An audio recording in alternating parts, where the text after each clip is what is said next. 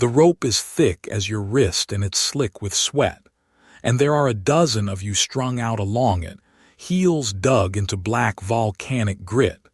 And above you, leaning out over all of you like a cliff that decided to stand up, is a stone giant.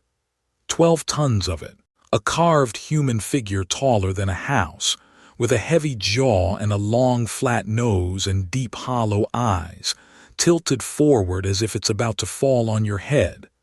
And that is exactly what you are betting your life it will not do. Someone on the far side, on the second rope, calls the beat, and you pull, not straight back, sideways. You haul the giant over onto one edge of its wide, flat base, and it rocks, groaning, the whole mass of it swinging up onto a corner. And in that instant, while it's balanced on that edge and its center of gravity swings forward, the crew on the third rope steadies it and lets it tip, and the giant pivots and drops the leading edge of its base forward and lands with a thud you feel in your teeth. It has just taken a step. You reset. The beat calls again.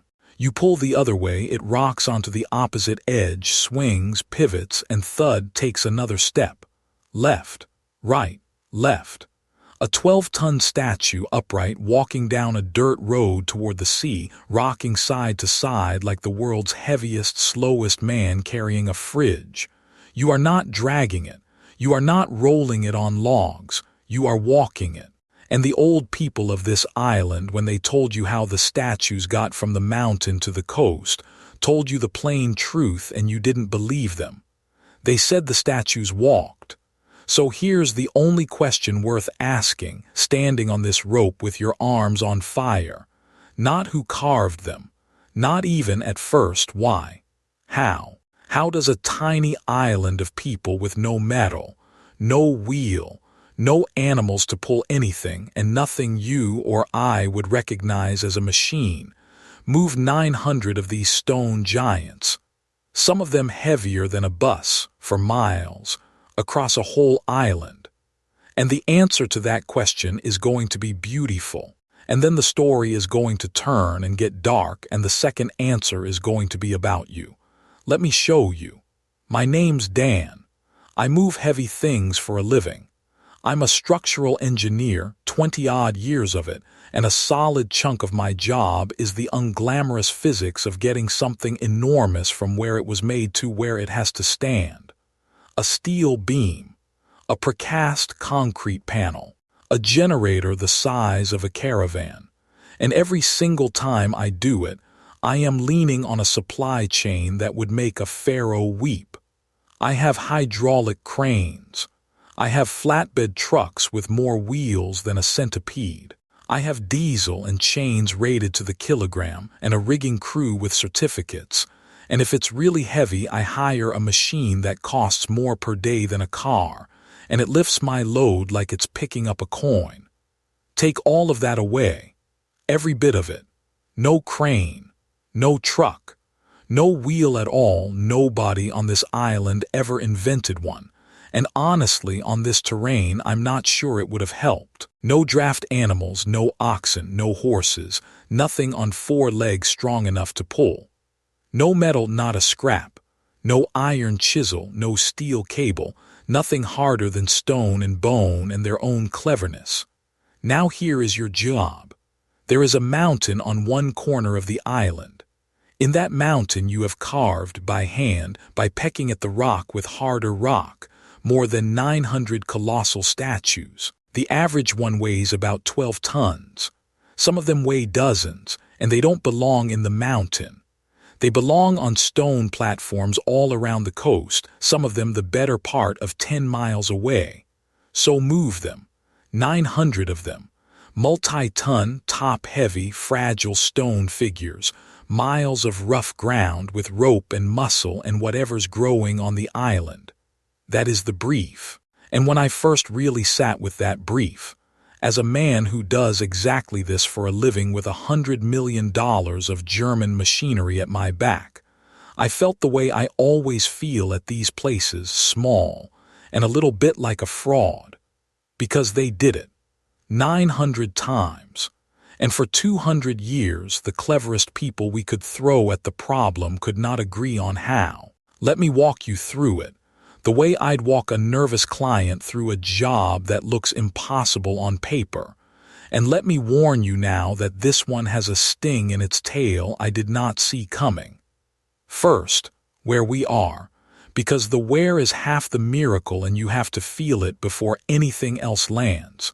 This is Rapa Nui. You probably know it by the name, a Dutch ship stuck on it, Easter Island, because they blundered into it on Easter Sunday. It is a tiny triangle of volcanic rock in the southeast Pacific, and I want you to understand how alone it is, because nothing about this story makes sense until you do. It is one of the most isolated inhabited places on the entire planet. The nearest inhabited land is well over 1,000 miles away across open ocean. The nearest continent is further still. This is not an island near other islands. This is a speck by itself in the biggest empty stretch of water in the world, and people found it. That's the first thing that should stop you. Polynesian voyagers in open canoes, navigating by stars and swells and the flight of birds, crossed thousands of miles of that emptiness and hit a target smaller than a modern city, and settled it. When exactly is genuinely debated. You'll hear dates that cluster around 800 years ago, roughly 1200 in the Common Era, and you'll hear older estimates too. And I'm not going to pretend the specialists have closed that book, because they haven't. What isn't in doubt is that a Neolithic people, Stone Age, in the technical sense, no metal arrived on a remote volcanic dot, and within a few centuries had turned it into one of the great sculpture workshops of the ancient world. So let's talk about what they made, because the numbers here don't feel real either. The statues are called Moai. There are more than 900 of them on this one small island. 900. Each one is a single block of stone, monolithic, carved from one piece in the shape of a human figure, or really the head and torso of one.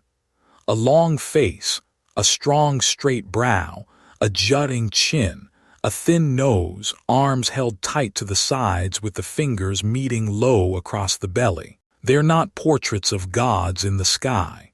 The best understanding is that they represent ancestors, honored dead, important people, carved as guardians for the living.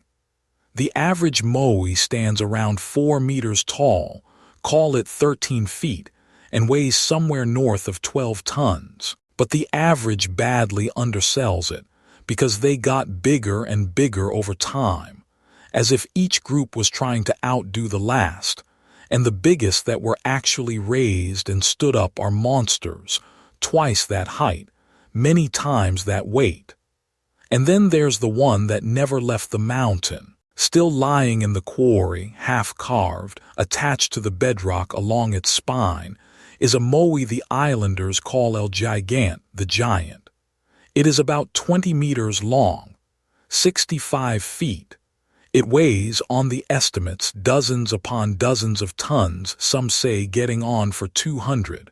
It was never going to walk anywhere. I look at that one and I think that's the project that would have ended somebody's career.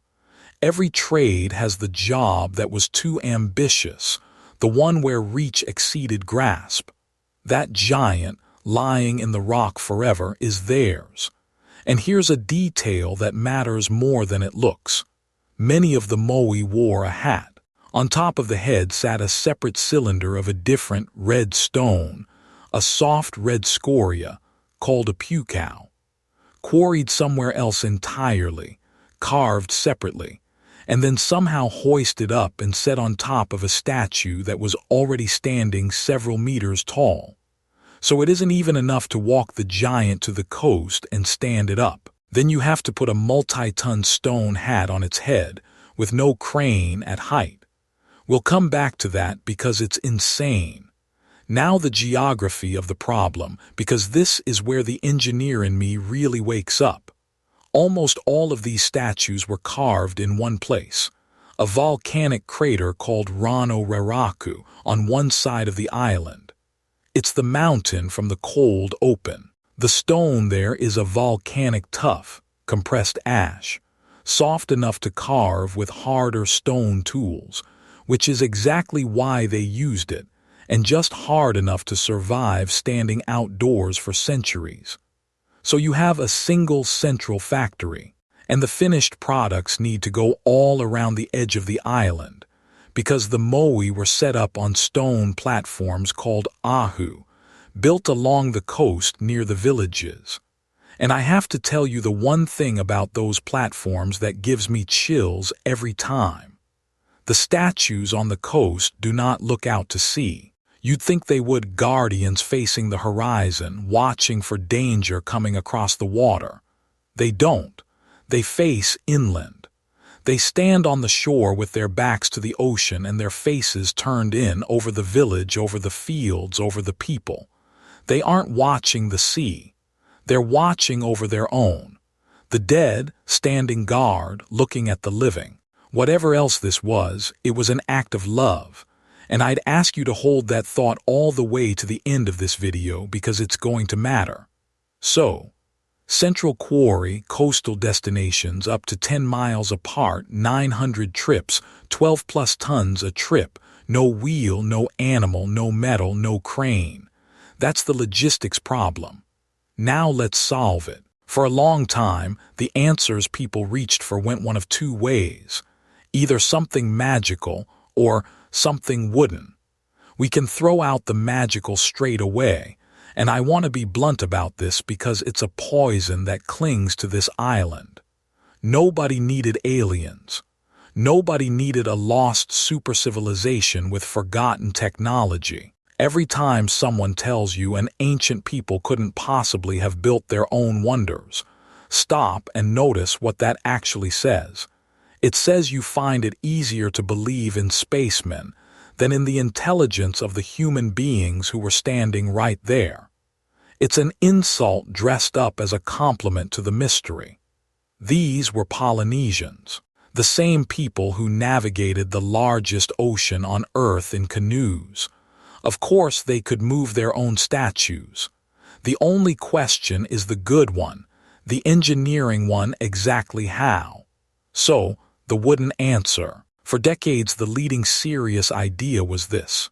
You lay the statue down on its back, you build a wooden sledge or a frame under it, you put logs down as rollers or as a track, and you drag the whole thing horizontally, hundreds of people hauling on ropes, rolling the giant to the coast lying down, then lever it upright at the end. It's a good idea. It's how a lot of ancient heavy moving was done. It works on paper, and it carries a very heavy implication, one that's going to detonate later in this story. If you move 900 statues on wooden rollers and wooden sledges, you need trees. A colossal, relentless, unending supply of trees. Remember that. It's the pin in a grenade. But there was always another answer, sitting right there in plain sight, and for a long time we were too clever to hear it. Because when the archaeologists asked the Rapa Nui people how the Moai got to the platforms, the islanders didn't talk about sledges. They said the Moai walked. They walked from the mountain to the coast. In the tradition, a kind of spiritual power moved them upright along the roads, and they walked. And for years, everyone filed that under myth. Nice story. Not engineering. Then some people did something that scientists don't do often enough. They took the locals literally, and they went and tested it. In 2012, two archaeologists, Terry Hunt and Carl Lipo, built a faithful replica of a real Moai, right shape, right proportions, right weight, several tons of concrete standing upright, and they tried to walk it. And here is the method, and it's the same one you were doing on the rope in the cold open. 3 teams, 3 ropes, 1 rope on each side and 1 at the back to steady it. The side teams pull in an alternating rhythm left, then right, and each pull rocks the standing statue up onto one rounded edge of its base. As it rocks up onto that edge, its center of mass swings, and the leading edge of the base shuffles forward, and the whole giant takes a step. Then the other side pulls, and it steps again. It waddles. It rocks side to side and walks itself forward, upright, exactly like you and I move a fridge or a washing machine across a kitchen. You don't lift it. You rock it corner to corner and walk it. Hunt and Lipo's team walked a multi-ton standing Moai down a road with 18 people and 3 ropes, and not a single log. And now comes the part that made me put my coffee down and just sit there, because this is the bit that turns a nice demonstration into, in my professional opinion, a slam dunk. The shape of the Moai is not the shape of a statue designed to stand. It is the shape of a statue designed to walk. Think about it as a rigger. If you just wanted to carve a big standing figure, you'd give it a low center of gravity and a nice stable base, and stand it up straight. That is not what a transport Moai is. A Moai on the move has a base that isn't flat, it's shaped like a fat capital D, curved along the front, so it can rock and roll forward on that curve.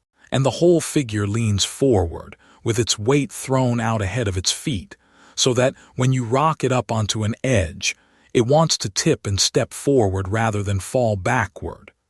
That is a design. That is engineering. The center of gravity is deliberately placed low and forward so the thing is walkable and self-righting. It is a stone figure shaped on purpose into a machine for walking itself home. And here's the proof that seals it. When a Moai finally arrives at its platform and is stood up for good, they modify it.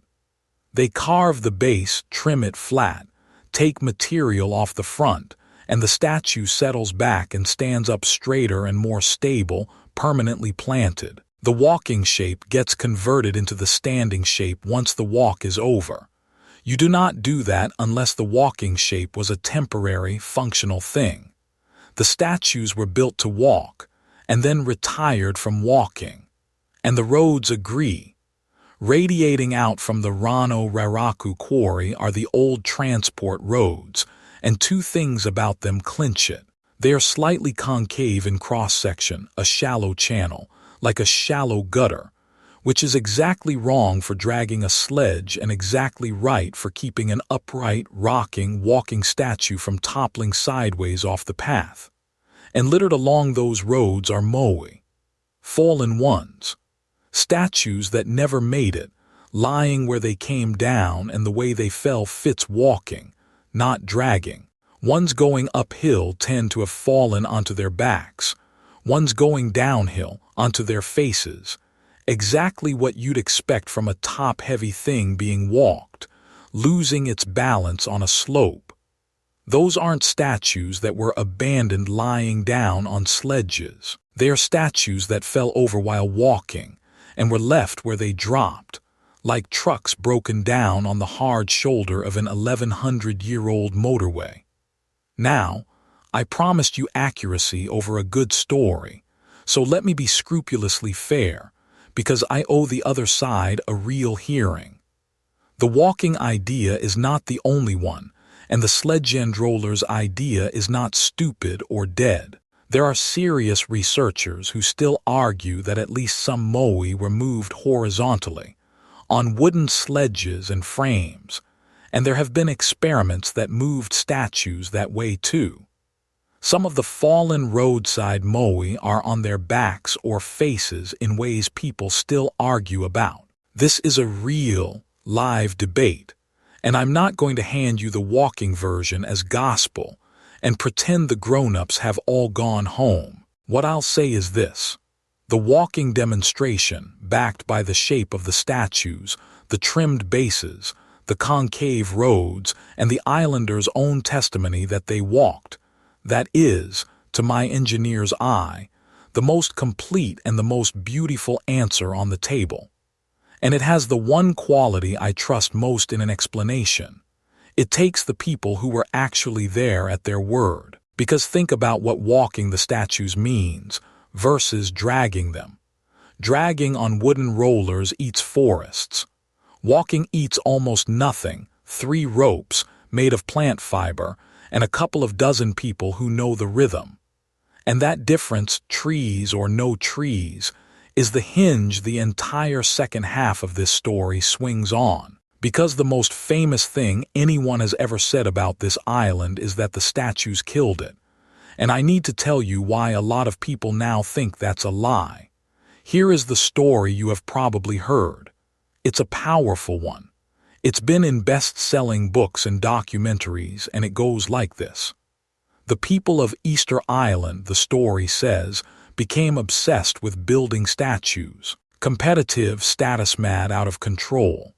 And to move all those statues, they cut down trees to make the sledges and the rollers and the ropes, and they cut, and they cut, and they could not stop until they had felled the very last tree on the island. And with the trees went everything. The canoes they needed to fish, the soil that blew away without roots to hold it, the whole ecosystem.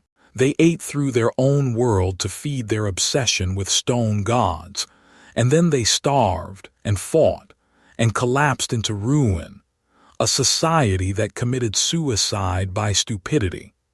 This is often called ecocide, and it was made famous as the opening parable in Jared Diamond's book Collapse. Easter Island as the ultimate cautionary tale, a people so blind they sawed off the branch they were sitting on. A little earth used up. It's a fantastic story. It's got a clean moral. It scared a generation of us straight about the environment, and honestly, as a warning, it did some good. There is just one problem with it. A lot of the specialists who actually dig on that island now think it mostly isn't true. This is where our 2 engineers come back, Terry Hunt and Carl Lipo, the same pair who walked the statue. In their book, tellingly titled The Statues That Walked, they lay out a very different case, and it braids straight into the walking. Follow it. Start with the trees. Yes, the island was once forested with a great palm, and yes, that forest is gone and it did vanish after people arrived. That much is real. But why did it go? The ecocide story says, axes for the statues. The revisionist evidence says, mostly rats, because when the Polynesians arrived, they didn't arrive alone. In the canoes as stowaways came the Polynesian rat. And on an island with no predators and endless food, rats do what rats do. They exploded into the millions. And the palm seeds were, to a rat, dinner. Gnawed palm nuts turn up all over the island with the unmistakable tooth marks of rats who ate the seeds before they could ever sprout. A forest whose seeds are all being eaten can't replace itself. It doesn't need to be chopped down. It just quietly fails to grow back, one uneaten generation at a time, until it's gone. The people cleared some for gardens, sure. But the engine of the deforestation may have been a plague of rodents, not a frenzy of statue-mad lumberjacks. And notice, if the statues walked, they barely needed wood at all. The hole they cut down the forest to move the Moai mechanism loses its teeth. Then the people themselves. The ecocide story needs them to have been a booming, out-of-control population that crashed. But the revisionists look at the island and see something else. A society that was clever and careful and stubbornly good at surviving on a hard, dry, windy rock. They farmed with a brilliant trick called lithic mulching, rock gardens. They deliberately broke up stone and scattered it across their fields, and covered whole plots in a mineral blanket of pebbles and rock. Why? Because the rock shelters the soil from the drying wind, stops it blowing away, holds moisture in, and slowly leaches minerals into the ground as it weathers. That is not the behavior of a people who don't understand their environment. That is precision agriculture, invented from scratch on the toughest land in the Pacific. These were not fools eating their own future. They were engineers of survival, So if they didn't destroy themselves, what happened to them? Because something did. The island the outside world eventually met was a shadow of what had built the Moai. And this is the part of the story we are least comfortable telling, because it doesn't have a tidy moral about other people's stupidity. It has an uncomfortable one about us. The catastrophe came from outside, and it came late. The first Europeans didn't arrive until 1722, that Dutch ship, on Easter Sunday. And with contact came the thing that hollowed out indigenous peoples all over the world: disease. New sicknesses the islanders had no defense against, sweeping through a population that had been isolated for centuries. And then, worst of all, came the raids.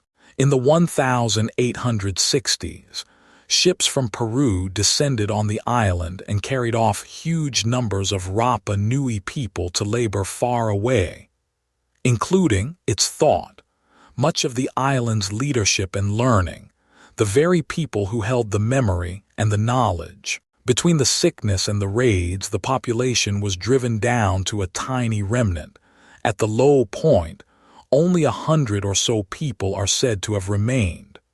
That is where the knowledge was lost, not in some ancient self-inflicted collapse, in a catastrophe done to them from the sea by outsiders within recent documented history. And I have to be as honest here as I've been all the way through, because this island punishes overconfidence. This is a live scholarly argument, not a settled verdict I'm handing you. The old ecocide camp pushes back. The revisionist camp pushes back harder. The dating, the population numbers, the exact mix of causes are all still being worked out with trowels and sediment cores and hard argument. I'm not telling you the case is closed. I'm telling you the tidy story you were probably sold. They were idiots who murdered their own island, is, at the very least, on extremely shaky ground, and that a serious, evidence-based alternative says the opposite. That they were resourceful, that the real killers came from outside, and that we have been blaming the victims. My intern Priya did the thing she always does, which is ask the question that goes straight past all my clever engineering to the soft part underneath. I was showing her the walking video, all proud of the physics of it, and she watched the whole thing and then said, "Dan, if it's that clever, if they literally engineered the shape to walk, why did we spend 100 years insisting they must have dragged it, or that aliens did it, or that they were too stupid to manage their own trees? Why was the hard thing for us to believe the thing the islanders told us was true the whole time?"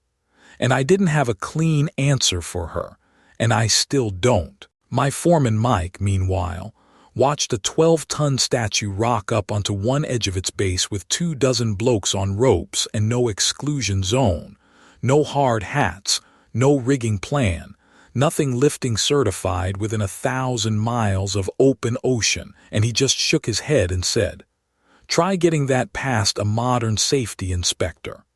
And he's right. It would never be allowed. It's also one of the most elegant heavy-moving solutions I have ever seen, and I move heavy things for a living. So let me bring this back around to you, because I didn't drag you out onto a rope on the far side of the Pacific just to be impressed by walking rocks.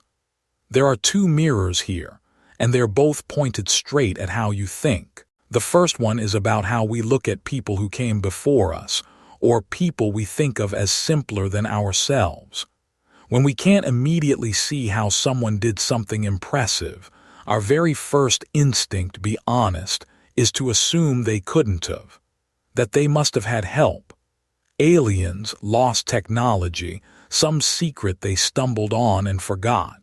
And that instinct is a kind of arrogance wearing the mask of wonder, because the truth of the Moai is so much better than any alien. A group of ordinary, brilliant human beings looked at a 12-ton problem, and instead of finding a bigger machine, They changed the shape of the problem itself. They carved the statue so that it would help you move it, so that its own weight and its own curves did half the work. That's not mystery. That's genius. And it was sitting in plain sight, in the words of the people who did it the whole time. They told us the statues walked. We just thought we were too clever to listen. And the second mirror is harder, and I want you to sit in it for a second. We really love the story of a people who brought it on themselves. The islanders who were so greedy and short-sighted they ate their own world. It's a satisfying story. And do you know why it's satisfying? Because it lets us off the hook. If they destroyed themselves, then nobody did it to them, and there's nobody to feel bad about, and there's a clean little lesson we can nod along to. But the evidence keeps saying, it wasn't like that. The forest was undone by stowaway rats. The people were clever survivors. And the real catastrophe was disease and slave ships arriving from the outside, a thing that was done to them. The comfortable story and the true story point in opposite directions, and we reached for the comfortable one and taught it to a whole generation because it asked nothing of us. So here's the question I actually want you to carry out of here. How often do we do that? How often, when we hear that some group of people came to ruin, do we quietly reach for, well, they brought it on themselves? Not because the evidence says so, but because it's more comfortable than sitting with what was actually done to them. The Moai stood on that coast with their backs to the sea, and their faces turned in over their own people, watching over them. And the least we can do, 1,100 years later, is turn and look back at those people honestly, and refuse to call them fools to make ourselves feel better. So tell me down in the comments and I read them, all of them. Before today, which version of Easter Island did you have in your head? The one where they doomed themselves. Almost everyone does. I did too. And now that you've heard the other case, does it change how you'll take the next tidy story you're told about a people who supposedly destroyed themselves? I genuinely want to know, because I think this is one of the most quietly important stories there is, and I want to know how it reached you and in what shape. I'm going to head back to my own site, where I'll try to explain to Mike that a Stone Age island out-engineered our entire industry by making the load carry itself. And he'll tell me that's all very nice, but he still can't walk a delivery of scaffold boards across the yard without a forklift and 2 lads off sick. And Priya's question, why the hard thing to believe was the truth, I still don't have a clean answer for, and I've decided that's the whole point. If standing on a rope and watching a 12-ton stone giant take a step, no aliens, no lost super race, just people who were cleverer than the story we told about them, did something to you, then subscribe and come back, because next time I've got another thing that's still standing and still showing us up. My name's Dan. Mind the load. And the next time someone tells you the Easter Island people were fools who murdered their own world, tell them the truth. The statues walked, the rats ate the forest, the killers came from the sea, and we owe those people an apology, not a lesson.